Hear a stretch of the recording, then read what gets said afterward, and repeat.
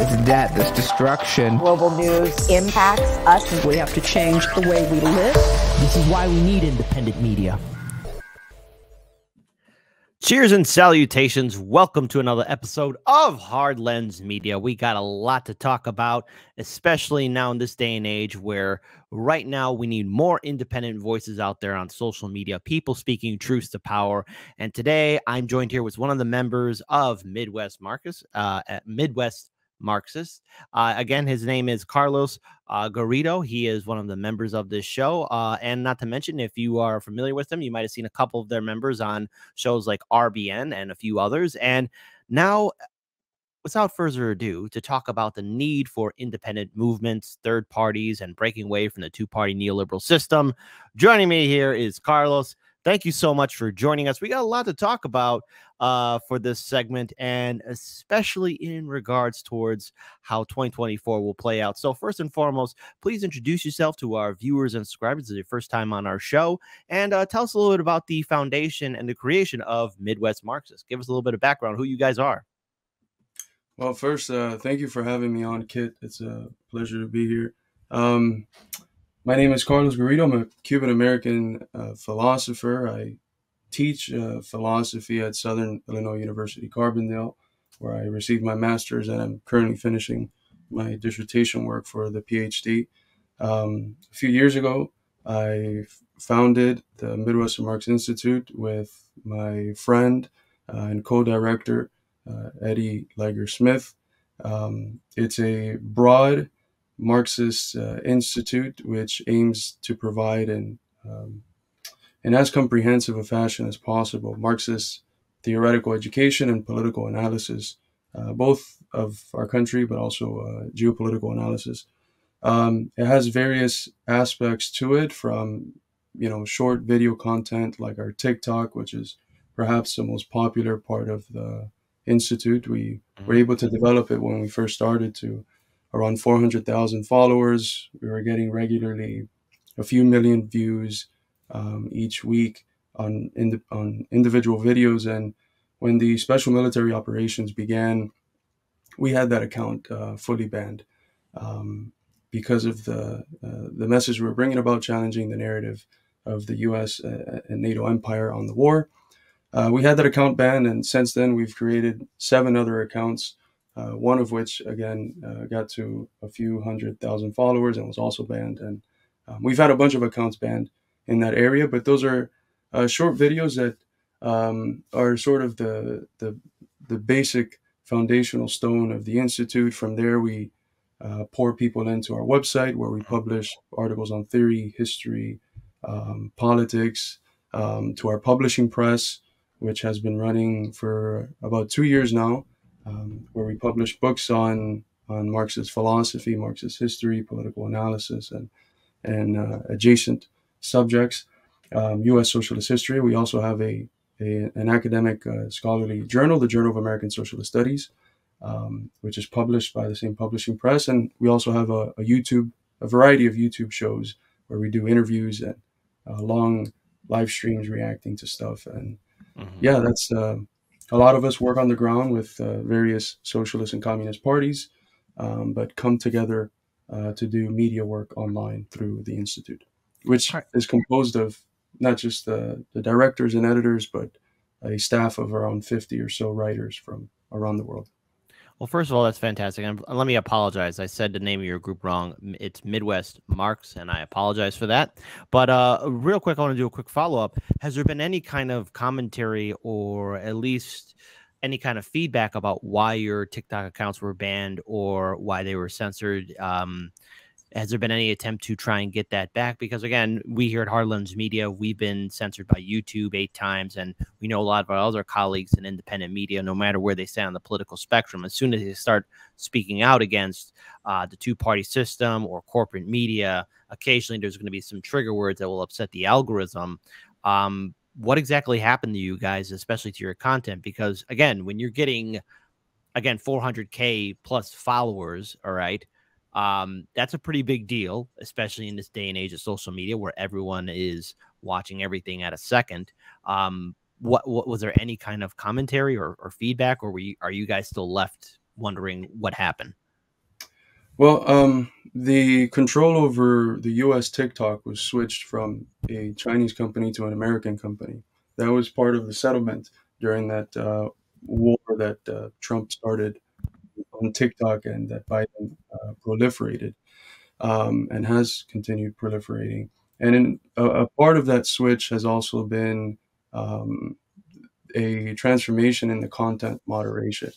Um, as Alan McLeod from the Minpress News Collective has shown, now a lot of the people that are deciding what content stays up and which one gets banned on TikTok are State Department agents, people that are related directly to U.S. and NATO State Departments, who get to decide what content, when it blows up, what stays up, and what comes down. So we had, for instance, with the case of the Nord Stream bombing last year, we were on our like third or fourth account, and neoliberal TikTokers posted that the Russia blew up its own pipeline.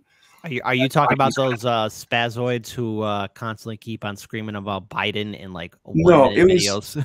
I'm sure they did it too, but I'm thinking specifically of another person. The person who directs that part of our institute is primarily Eddie, so he'd probably remember the name. But I think it might have been Philip DeFranco, but it could have been someone else. But Really?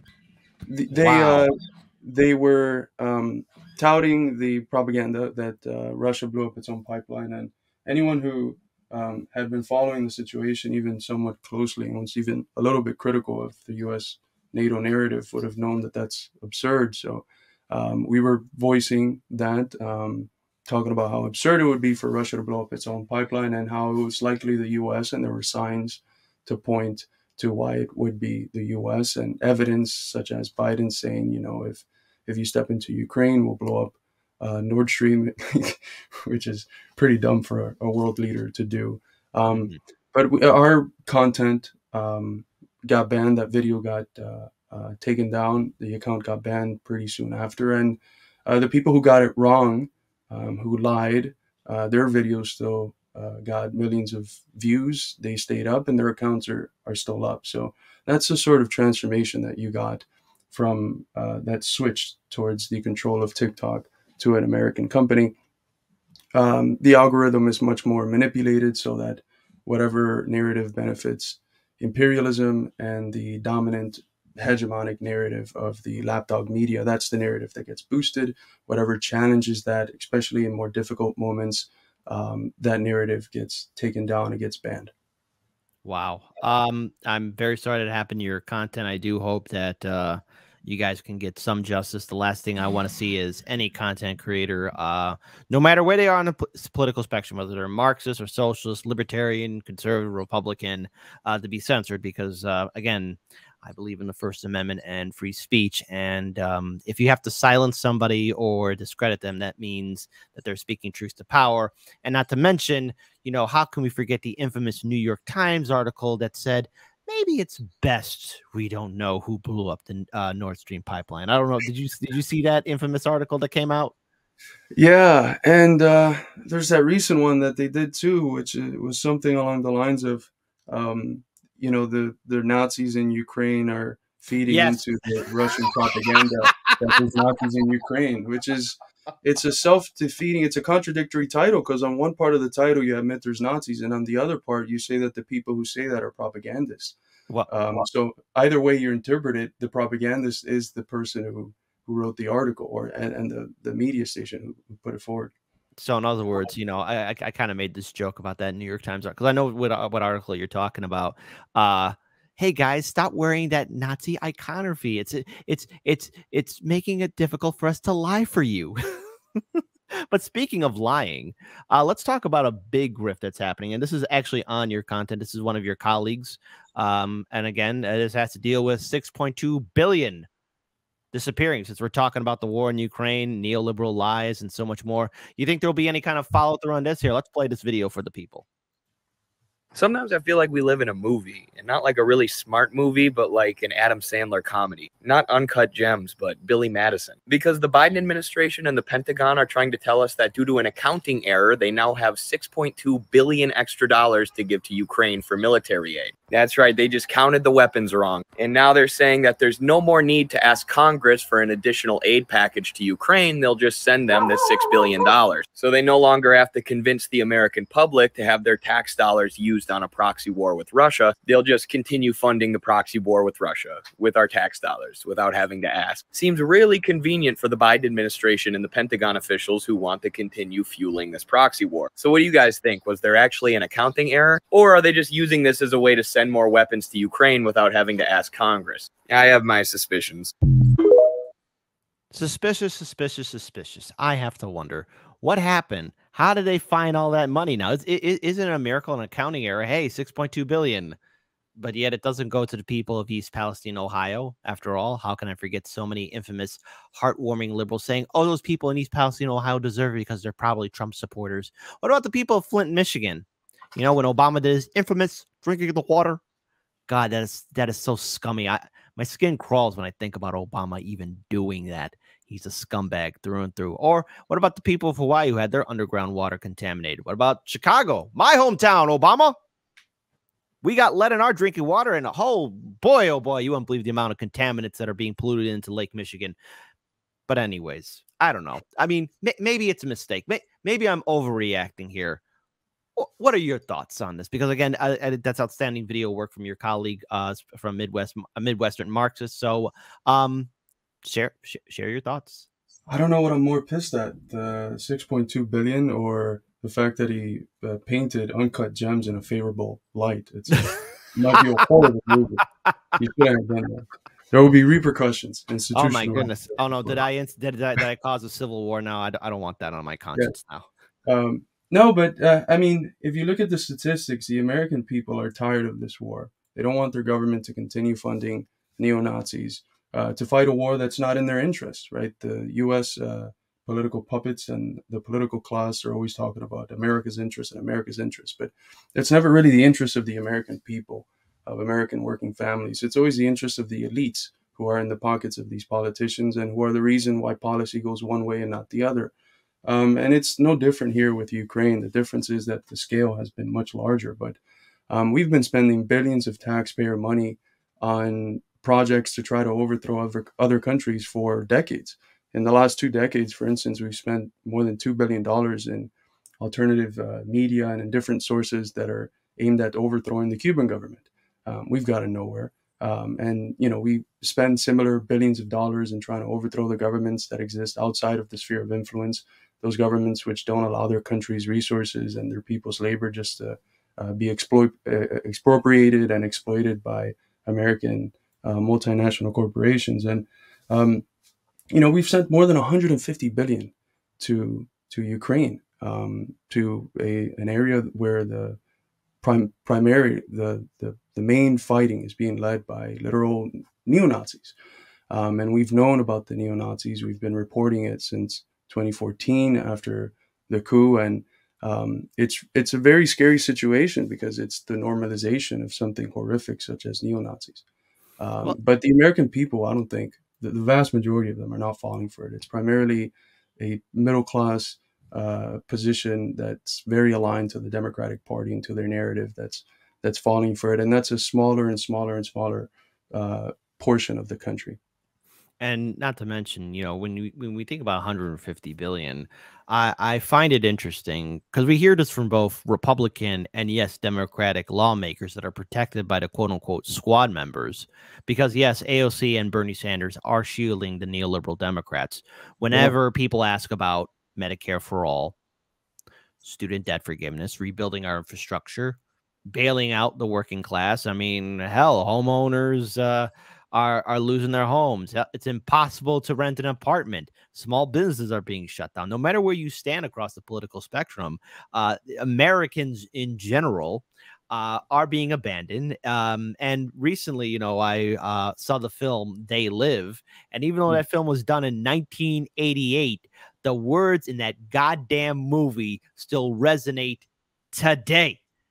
It's almost click, copy, paste of what we're dealing with in 2023. And what's interesting enough in seeing that film, there's a point where one of the leaders of the aliens that are, you know, consuming humanity or keeping us docile, is saying by 2025 we will be meeting our goals. And I'm like, oh Jesus, it's 2023 right now.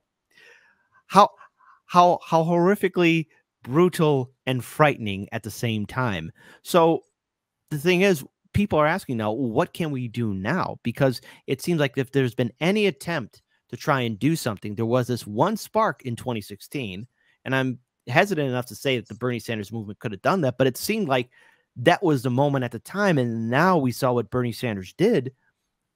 Is there anything that we can do, or is it just, are we just yelling into the wind at this point? Well, the reason why they need to continue spending millions and billions on these lies and on getting the American people to believe them is because even when we feel down and feel pessimistic about our potential, they don't. They wouldn't spend so many resources trying to indoctrinate us with lies and with topsy-turvy views of the world if we were just powerless and if we didn't have the potential to change it. The fact that they do that, it's because they know that we can change the world if we understand truth and organize in a revolutionary manner. There's this famous quote from Julian Assange, who is someone who what they're doing to him is just horrific.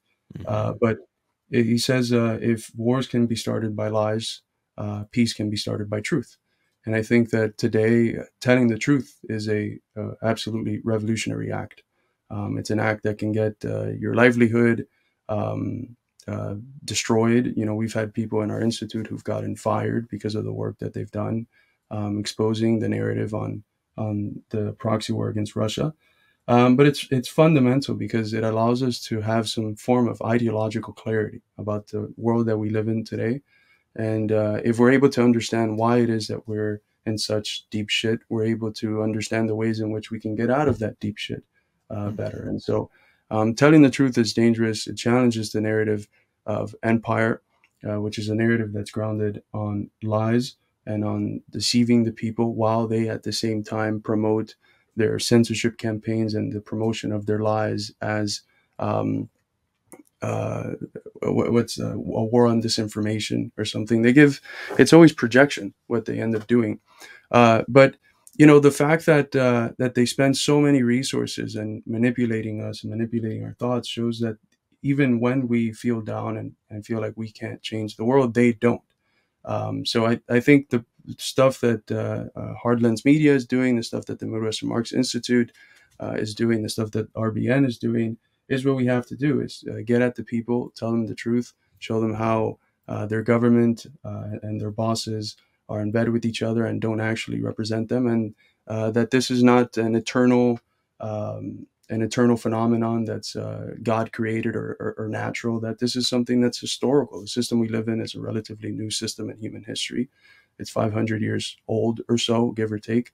And it's changeable, but it's not going to change just on its own. It's going to change if we're able to organize, understand what it is that we're changing, and fight in a revolutionary fashion. And there was a spark in 2016. Bernie was calling what he was doing a political revolution, and that awoke many consciousness of people that were apolitical or too young to be political.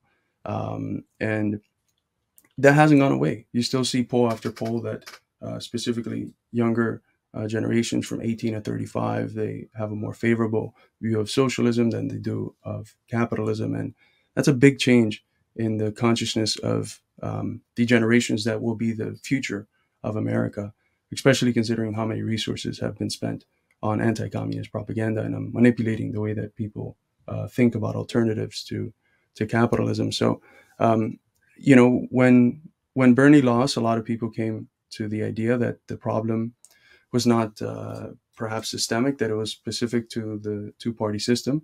And what many people desired in 2020 and after was a third-party run, an independent party that was not bought off by different sections of the ruling class that agree on on the fundamental things. They agree basically full on. And I think that's what we're seeing now with Cornel West. It's a eco-socialist party that he's running through. He's running as a revolutionary Christian socialist, and he's bringing a message of unifying the American working people, fighting against war, even though he makes some statements that I think we should still question. But it's a message that I think it's tremendously popular, and that will help us move beyond Bernie. In Marxist theory, we have a concept called sublation, which is that something comes about, and by the natural force of history and movement, a part of it is canceled, and the more rational part is then continued into something new. I think that's what we're seeing as far as the relationship of Bernie to Cornel West. The rational part of Bernie is sustained. The irrational parts, the parts that supported empire, that tied itself up to the two-party system, the two-party duopoly, that has been removed. So it's definitely a higher form of political activity that we're seeing with Cornel West, and hopefully that helps develop in the American people a more developed, enhanced, richer consciousness, class consciousness. Now, the thing about Dr. Cornel West, and I do support the Green Party actually being on the ballot, and dare I say it, going further to be on the debate stage. I feel like there should be a rise of independent movements. The same thing goes for libertarians. I've been consistent about that. I want to see all the independent parties get on the ballot, get on the debate stage. But the one thing that we've heard from 2016, and yes, in 2020, and even afterwards, but hell, this was even going on when Ross Perot was running because Republicans blame him because Bill Clinton beat Bush Sr. Ralph Nader was vilified because Bush Jr. defeated Al Gore. We hear this from corporate media and diehard vote blue no matter who's sycophants, and yes, even conservative Republican voters. If you vote third party, you're going to help the other party win, and especially from the vote blue no matter who crowd. If you're running as a third party candidate, you're opening the door for fascism. You're going to help Donald Trump. How do we break that narrative? Because the thing is, corporate media has done a fantastic job in, well, making people fall asleep. And we both know that this is not true. I mean, look, if I'm going to vote third party, if I'm going to vote Green or Libertarian or whoever, that said candidate earned my vote. I'm not helping Trump. I'm not helping Biden. I am voting for somebody that's earned my vote.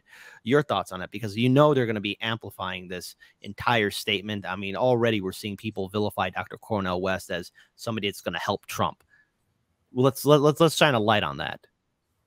Well, it's based on the assumption that there is a difference between the two parties that is qualitative. That's a substantial difference.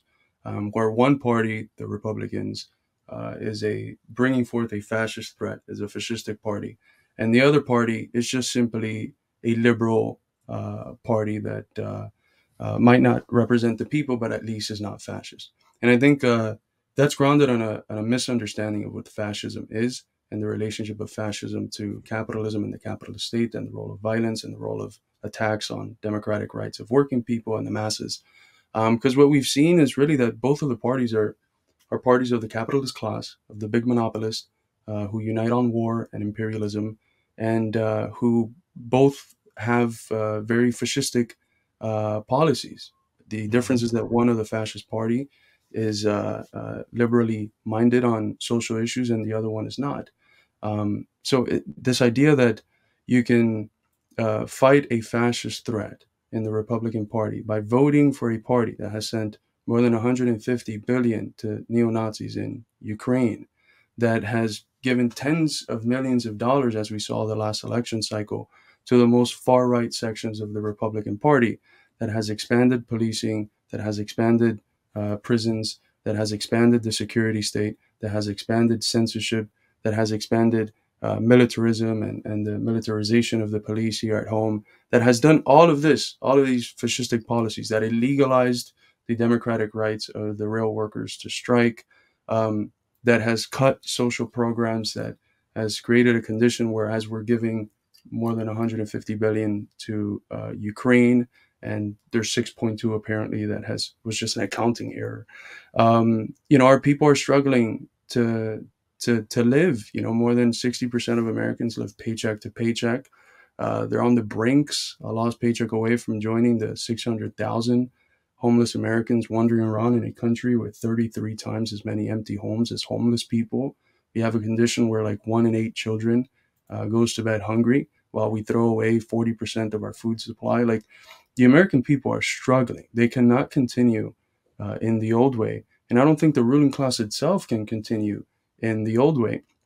And we're approaching a very serious crisis of legitimacy. Only around 20 or so percent of the American people feel like their representatives represent them. That's a generous number that you just said, 20%, because I remember seeing previous reports where like only 11% have approval rating of our government or Congress. I mean, 20, that's a high number, but but nonetheless, I mean, still it's a low number, but that's very generous right there of you to give them 20% to 20% of the population. Yeah, the last one that I saw was 20%, and the media was 11%. 11% felt like the media was honest. So the media ratings are even lower. But the point is that the overwhelming majority of the American people do not trust their politicians. They do not trust the media. They feel like they cannot continue to live in the old way. And the paradox is that the ruling class also cannot continue in the old way. These bickerings between the Trump part of the Republicans and the rest of the elite class show that there's tensions within the ruling class itself. And, you cannot think about the American ruling class divorced from what it's been able to do for the last 70 years abroad. Agreed. You can't divorce national politics from international politics. And the reality is that the global power of the U.S. empire is diminishing very, very quickly. It's unable to do the things it would have been able to do with ease 30 years ago. You see this with the failed proxy wars, failed coup attempts in Venezuela and Cuba, Nicaragua, and Bolivia, where they succeeded for a year in putting a fascist coup president and then just lost the following election cycle within a year. So their power internationally is crumbling. There's estimates that by 2030, international trade in the dollar, which we've had dollar hegemony for a very, very long time, for 5-6 decades. International trade in the dollar is going to plummet to around 30%. And that's assuming that we don't continue doing very stupid things that lead to it plummeting even faster.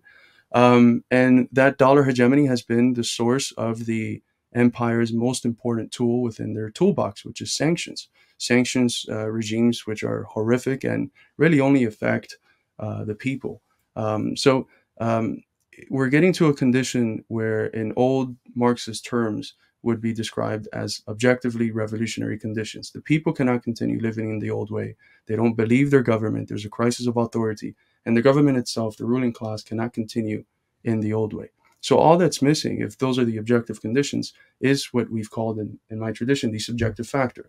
We need to change the people's minds. We need to organize them in a revolutionary manner. It's not enough for people to hit the streets by the tens of millions whenever they get discontent because the police state kills a black person. It's important that with that, you also have revolutionary organizations. Just people throwing themselves out into the street ends up functioning, if there's no organization, as a sort of libidinal release of anger, and that neutralizes their potential. We need to organize and have clarity about why it is that in the everyday life of people, they find it harder to continue living in the old way. We need to have a systematic analysis of the system that we live under, and a understanding of how it is that we can move forward. And the only way we can move forward is by organizing the people in a revolutionary manner. All right, that's a fantastic note to end it on. I know that right now we're running a little bit short on time, but I definitely want to help promote your channel here. But before we do, we spoke a little bit before the show started. And you know what? I got to challenge you on something. And I need to ask you, where's your heart for the billionaires? I mean, come on. We've got a couple at the bottom of the ocean by Titanic. And unfortunately, as it stands right now, they're out of air. They're out of air. And you told me that your wife was giving you some updates about it. She doesn't stop talking to me about the fucking. Can I curse? I'm sorry. She doesn't stop talking to me. It's okay. It's okay. You could swear. I haven't seen it online. It hasn't. Thankfully, it hasn't popped up in my algorithm. But every time I come across, she tells me about it. Let me share this with all of you. Now, again, look. I don't wish this on my worst enemy, okay? Being at the bottom of the ocean, the pressure, the insanity, knowing you have 96 hours of oxygen. Now, look, folks, I hate to break it to you. They're dead. But here, this is just, you're going to get a short summary, Carlos. You're going to get a short summary. So here we go. This submarine story just hurts my soul so much, especially because I can only imagine how terrifying it must be, being stuck on the bottom of the ocean in a small vessel where you can't even stand. That's the controller. A wireless PlayStation 3 frickin' controller. That explains PlayStation so 3. many memes. That explains so many memes I've seen in the last couple of days now. God damn it. Stand up.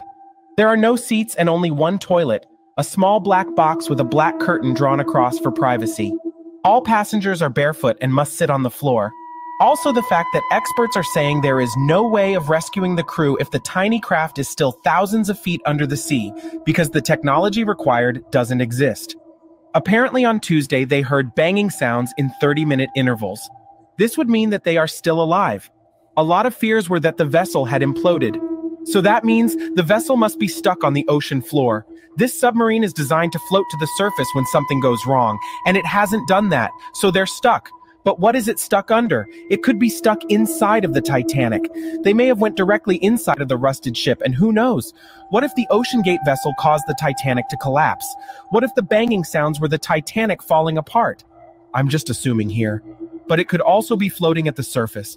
In that case, Starlink should be able to locate them. So it seems most likely they are stuck below. Food and water are the least of their worries right now. It is thought that if the vessel had the full 96 hours worth of oxygen when it went down, it would run out at around 11 a.m. on Thursday, June 22nd morning. Today is June 22nd. It's 9:38 a.m. 9:38 a.m. Central Standard Time. Now, again, different time zone to where they're at. I hate to break it to all of you wonderful people who are tuning in, but they're out. $250K to go to the bottom of the ocean. And by the way, Carlos, I don't know if you noticed, but there's no other way to access the getting out of the submarine except through the entrance, which is bolted and hatched down. So they need to get the specialized bolt tool just to open up that hatch. Your thoughts about billionaires at the bottom of the ocean and the distraction for the time being that kept us all glued to our phones from Monday morning of this week. Oh, well, thankfully I wasn't one of those all, and my wife was, which is disappointing. But yeah, I mean, look, as I consider myself a communist, I'm guided by a very humanistic ethic. I wouldn't wish that level of suffering on anyone. No. So some of the things that I've seen here and there online that are now starting to make sense. I wouldn't phrase those sorts of things. I wouldn't be happy at what's happening. But let's be honest, it's also a terrible death when people die of hunger or when people die of malaria and other preventable diseases that are rooted in poverty. And it's also a terrible death when people's homes get bombed or when, babies aren't able to last more than a couple years because the U.S. and NATO dropped uranium depletion bombs on their areas, as they did in the former Yugoslavia and Iraq, I believe, and as they have opened it up to doing in the proxy war against Russia. So, there's hundreds of millions, if not, hundreds of millions of people that are dying horrific deaths that are also needless and that are rooted in the capitalist imperialist system that dominates the world. So, I think that this hysteria over the submarine is warranted. It's a tragic death, but we should also remember the fact that there's similar tragic deaths that are needless, that are being caused by the system that is now spending God knows how many resources rescuing these people. That's a fantastic note to end it on. I want to thank you so much for your time. I hope you have a wonderful, wonderful Thursday morning joining Heartlands Media. To our viewing audience, this is the link tree to Midwestern Marx. Please follow their work, support their work on social media. They do a lot of great stuff. They've been on so many other shows, including Revolutionary Blackout Network. This right here is their Twitter account as well. I think now more than ever, we need more independent voices, especially in this sphere and in this day and age of censorship. So as always, folks, keep speaking truth to power. Carlos, thank you so much for being on our show. And again, we do hope to have you back on. And who knows what's going to lie in store for us as we are still in 2023. 2024 is still around the corner, and this election cycle is already intensifying. Thank you so much for your time. We're going to be continuing on with the rest of our main show. Take care, Carlos. Absolutely, bro. Thank you for having me on. It's been a pleasure. Very good.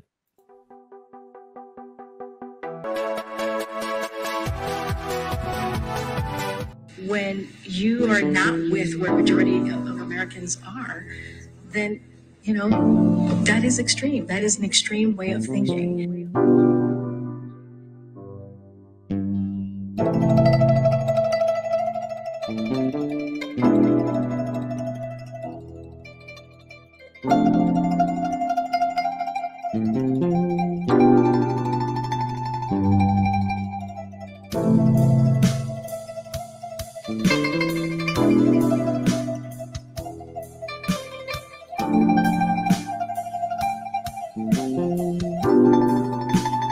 Hoped you would never find out. Knew that you had to know. Pulling what's left of my mind out, trying to tell you so. I've tried to block the light out. Knew you could feel its glow. I've been here holding my hands out, trying to keep you close. Trying to keep you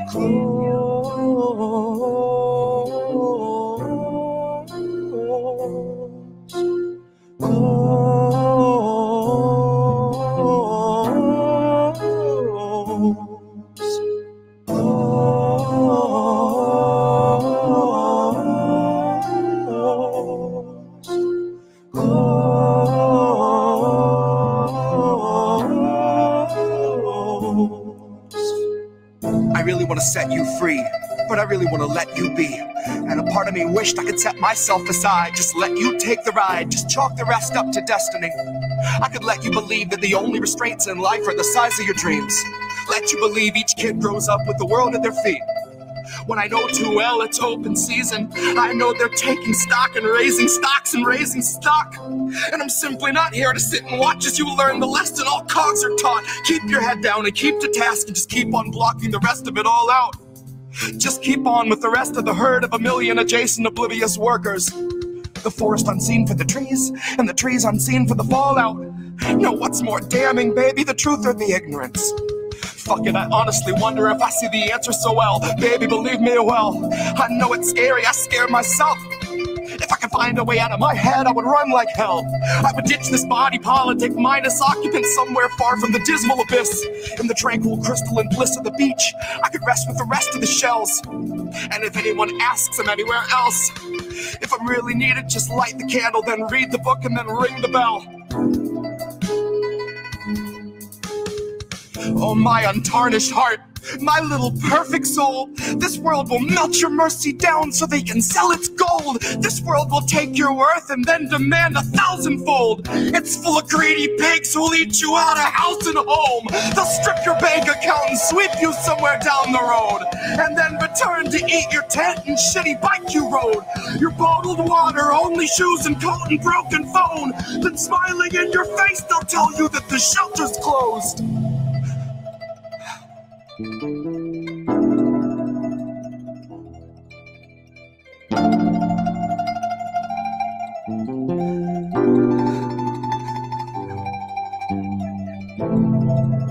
When you are not with where majority of Americans are, then, you know, that is extreme. That is an extreme way of thinking.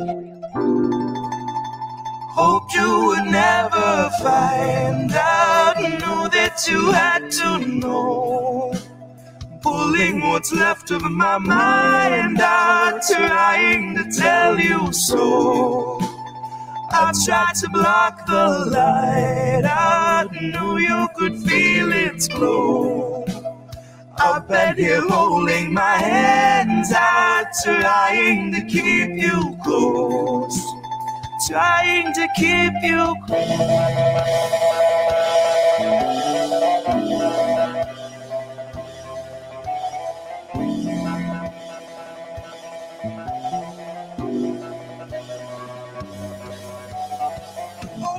tarnished heart, my little perfect soul. This world will melt your mercy down so they can sell its gold. This world will take your worth, then demand 1,000-fold. I tried to block the light just so I could keep you close.